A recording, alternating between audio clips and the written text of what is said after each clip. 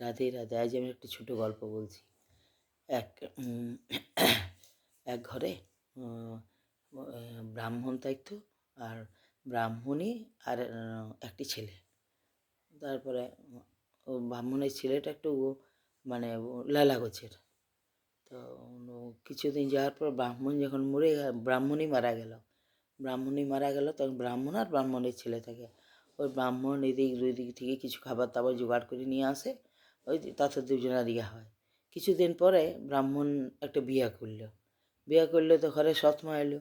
এবারে তখন থেকে আর ইয়াকে কেউ দেখতে পারে সৎমা, না বাবাই দেখতে পারে না মা দেখতে পারে।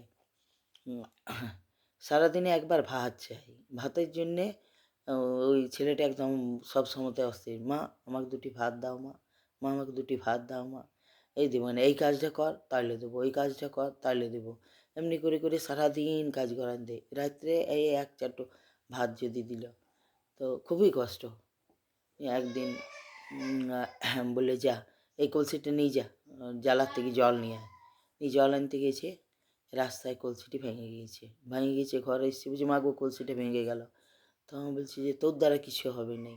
করে পরে এই লাঠি নিয়ে পরে আর খুব পিটাইতে আরম্ভ করলো। ওই রাগ করে পরে ও ঘর থেকে চলে এলো। ঘর থেকে এসে পরে আজ যাচ্ছে হাঁটতে শুরু করেছে, যাচ্ছে আজ সন্ধ্যা হয়ে গেছে। তখন দেখছি একটা মন্দিরে ঘন্টি বাজছে। তো তখন ওই মন্দির চলে গেছে। মন্দির যাওয়ার পরে দেখছে যে ওখানে ব্রাহ্মণ সন্ধ্যা প্রদীপ দিচ্ছে। নিয়ে ও যাওয়ার পরে চুপচাপ এখানে বসেছে। নিয়ে তখন ব্রাহ্মণ বলছে বাবু তুই কোথায় যাবি? তখন বলছি যে না আমি কোথাও যাবি না, আমি ঘর থেকে রাগ করে চলে এসেছি, আমি কোথাও যাবো না, এইখানেই থাকবো। তো বলছি আমি তো মন্দিরে তালা দিব। তুমি তালা দাও, আমি এই মন্দিরের রকেই আমি শুয়ে থাকবো। তখন বলছি যে তোর ঠান্ডা লাগবে না? না আমার ঠান্ডা লাগবে না, আমি এখানেই থাকবো। নিয়ে বলছি যে ঠিক আছে আর কি করব, মন্দিরে তো আমাকে তালা দিতে হবে। এই ব্রাহ্মণ মন্দিরে তালা দিয়ে চলে গিয়েছে, আর ও সারা রাত রকে বসেই আছে নিয়ে সকালবেলা যখন ব্রাহ্মণ আসছে তখন দেখছি অমনিভাবে বসেই আছে। বলছি হ্যাঁ রে তুই যাস নাই কোথাও? না না যাই নাই। কী খাইছিস? কিছু না। তখন বলছি কিছু খাস নাই? বলছি শোন তুই এক কাজ কর, তুই ঘর যাবি নাই? না আর আমি ঘর যাবো না।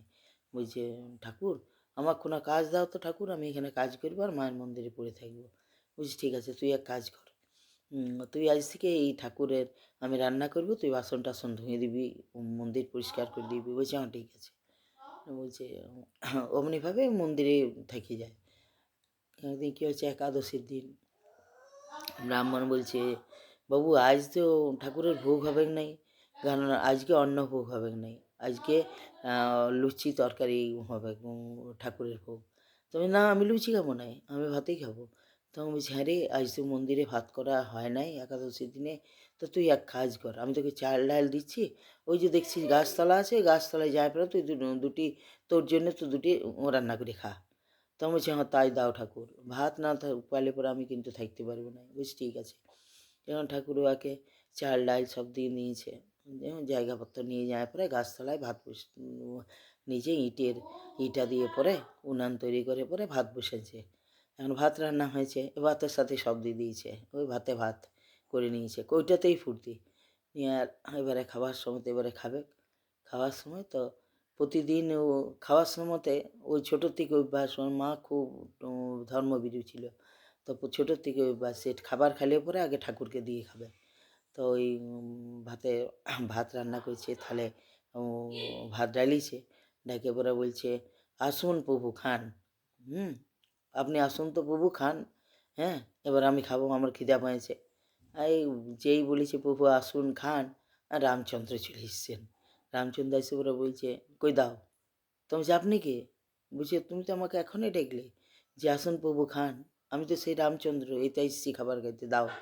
এখন রামচন্দ্র কী করেছে, ও আর অর্ধেক ভাত খাইয়ে দিয়েছে ও আর অর্ধেক হয়েছে। নিয়ে বলছে আচ্ছা মুশকিল তো, আগে বলবে কি নাই, আর খাওয়ার সময়তে চলে এসছে, এরপর আমার পেটটা ভুলল নাই। ব্যাস সে তো গেল। এবার পরের একাদশীতে ব্রাহ্মণকে বলছে ব্রাহ্মণ আজ তুমি একটু বেশি চাল দাও। বলছে আগের বারে যে চাল দিয়েছিলে তাতে হয় নাই। তখন বলছে আরে অতগুলো চাল দিলেন তোর হলো নাই? বলছে না আমি ওর ভোগ রান্না করেছি, আমি ভাত রান্না করেছি আর চলে এসছেন রামচন্দ্র খাইতে। তো তাহলে কী করে কুলায় দুজনের কি আর ওই চালটুকুতে হয়? তখন বলছে ঠিক আছে একটু বেশি করে দিবি। আমি বেশি করে দিয়েছে। তখন এবারে রান্না করছে, রান্না করে প্রভুকে ডাকছে। প্রভু কী করে যেই প্রভুকে ডেকেছে তখন দেখছে রাম সীতাকে সাথে নিয়ে চলে এসছে। চলো দেখবি চলো কত সুস্বাদু খাবার। বলছি হ্যাঁ রে, আজ তো আর আমি একা আসি নাই, আমার সাথে সীতাও এসছে।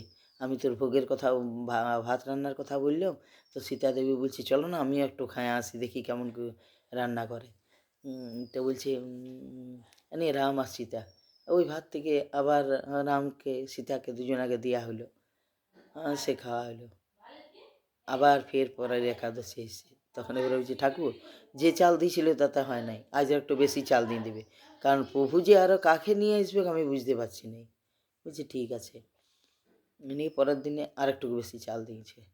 তো তখন ওই ডাকিছে, আর রাম লক্ষ্মণ সীতা তিনজনা, এই তিনজনা আসে পরে বসে গেছে। সেই ভোগ আবার ইয়া করেছে।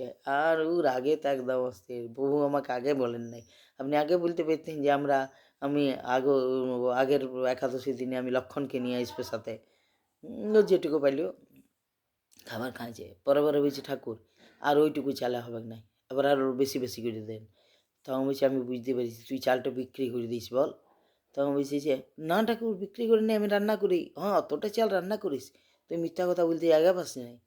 বলছে ঠিক আছে, এখন ব্রাহ্মণ তো দিয়ে দিয়েছে চাল, চাল ডাল সব কিছু দিয়েছে, দিয়েছে আজ দেখতে হবে যে কেউ চাল ডাল নিয়ে পরে কী করে। তো তখন এবারে কী করেছে সেদিন চাল উনানটি ধরাইছে, ভাতটি বসার পরে আর ডাকছে প্রভু আসুন খাবার হয়ে গিয়েছে। নিয়ে চাল দিই নাই ভাতে, জল দিয়ে পরে জল ফুটিয়ে দিয়েছে হাঁড়িতে, আর ডাকিয়ে দিয়েছে। এখন রামচন্দ্র চলে এসছেন, রাম লক্ষ্মণ সীতা সাথে হনুমানজি। হাসিমারা বলছে আমি তো রান্না অতগুলো লোকের রান্না আমি করতে পারবো না। এই দেখো জল আমি দিয়ে দিয়েছি, এবারে এক কাজ করুন, চাল ফেলুন, রান্না করুন আর খান। বলছি আমি প্রতিদিন অতগুলো লোকের রান্না আমি করতে পারবো না। তখন হনুমানজি সীতা দেবী রাম লক্ষ্মণ সবাই মিলে রান্না করলো, করে নিয়ে পরে সবাই মিলে খেলো। এই হলো ভক্তি। রাধে রাধে।